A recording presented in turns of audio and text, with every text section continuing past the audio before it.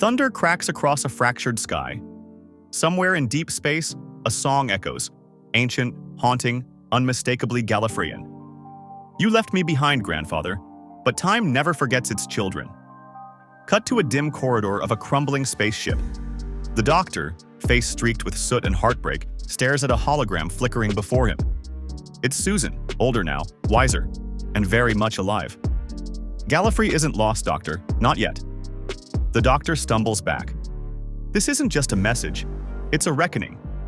And so begins a battle not just for a planet, but for the truth. Buried beneath betrayal.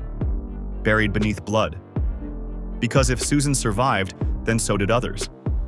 And if others survived, then everything the Master destroyed could be rebuilt. Unless it was never destroyed at all. The hologram that broke. The Doctor. The TARDIS lands with a tremor, summoned by a distress signal encrypted in a song only a Time Lord could hear. The Doctor follows it into a shattered satellite orbiting the ruins of an uncharted moon. Inside, silence, until a console sparks to life and plays a message. Susan, aged, stern, still bearing that fire in her eyes that only the Doctor remembers from their escape so long ago. You think I died? You're wrong. You think they all died? You're even more wrong. The Doctor collapses into a chair.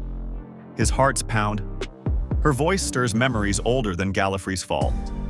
They lied to you. They lied to me. And someone else is lying still. She leaves him coordinates. Not for Gallifrey, but for a vault sealed in the heart of a dying star. Her final words before the feed cuts? Come find me, Doctor, if you still dare. If you're new to the channel, don't forget to subscribe. You won't want to miss what's coming next.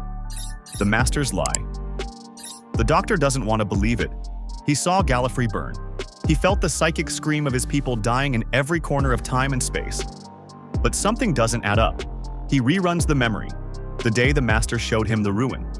But this time, the TARDIS shows him anomalies, glitches in the visuals.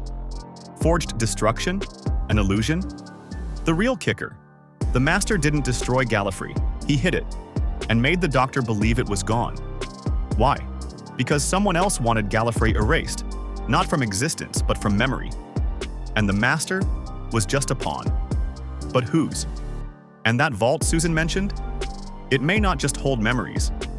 It may hold a prisoner. The vault of unspoken time.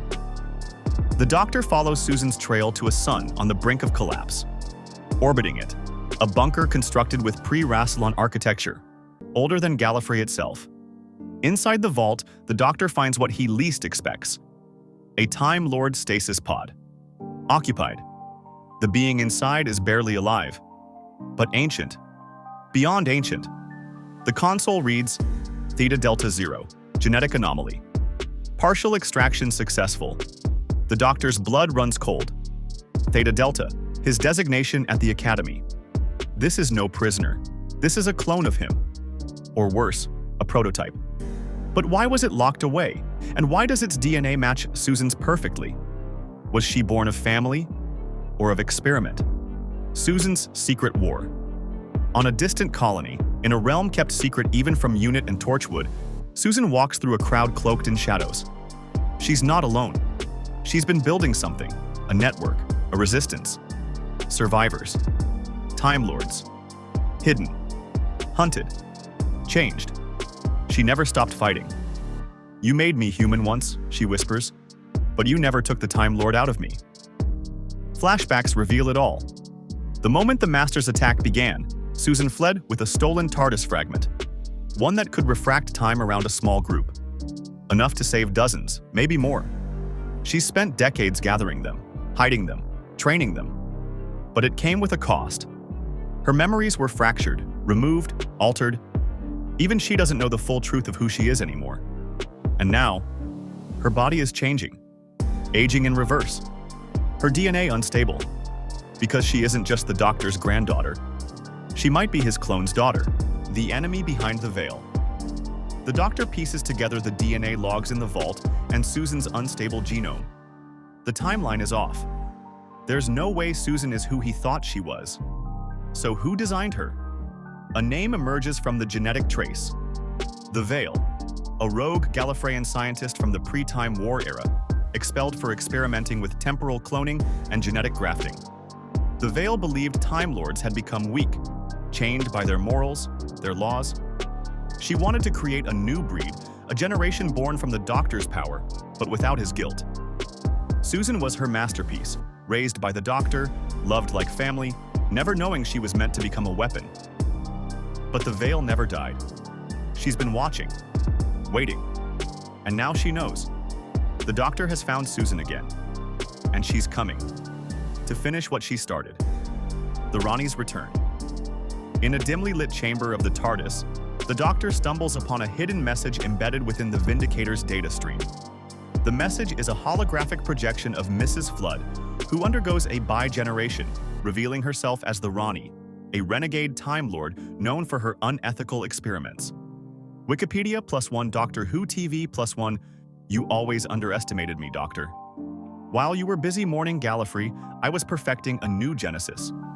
The Rani unveils her plan to reconstruct Gallifrey in her image, using the data from the Vindicator to manipulate time and biology. She has already begun creating a new breed of Time Lords, free from the constraints of morality. The Doctor realizes that Susan's unstable DNA and the clone in the vault are products of the Rani's experiments. His past and future are being rewritten without his consent. Your granddaughter was just the beginning. Imagine a universe filled with beings molded in your likeness, but loyal to me. The Doctor's hands tremble as he contemplates the implications. The Rani's machinations threaten not only his legacy, but the fabric of time itself. The DoctorWhoForum.com. The TARDIS. Betrayed returning to the TARDIS, the Doctor finds it transformed.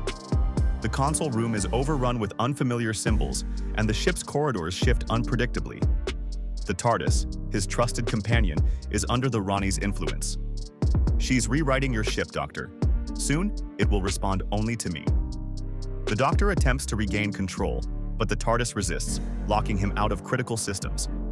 He discovers that the Rani has embedded a subroutine that alters the TARDIS's perception of its pilot.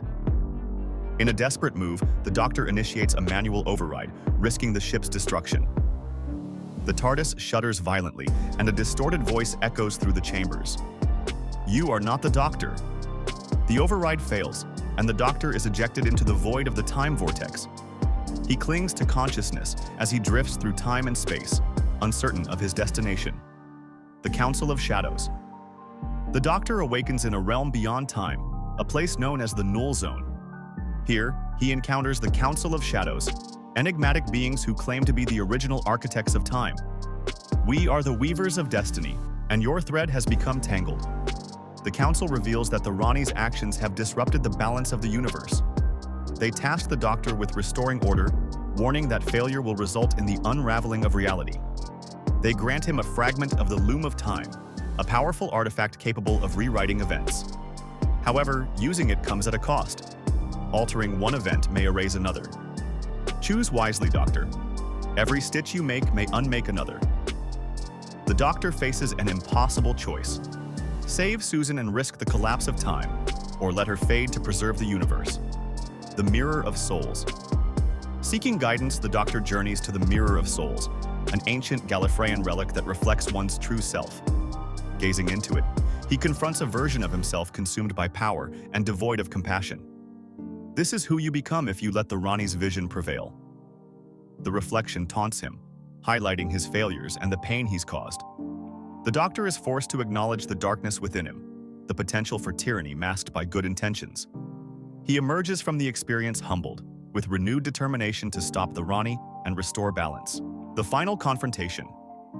Armed with the Loom fragment and newfound resolve, the Doctor confronts the Rani in the heart of her synthetic Gallifrey. They engage in a battle of wits and wills, each trying to outmaneuver the other. You can't play God, Rani. The universe isn't your experiment. But it was never yours to protect, Doctor. As their conflict escalates, Susan intervenes, torn between her loyalty to the Doctor and the Rani's promise of a restored Gallifrey. She pleads for a peaceful resolution, but the tension reaches a breaking point. In a desperate act, the Doctor uses the Loom fragment to unweave the synthetic Gallifrey, collapsing the Rani's creation. The Rani escapes, vowing revenge. Susan, devastated by the loss of her home once again, turns away from the Doctor. You saved the universe, but at what cost? The Doctor stands alone amidst the remnants of the Rani's fallen empire, the weight of his choices heavy upon him. The universe is safe, but his relationships are fractured, and the scars of battle linger.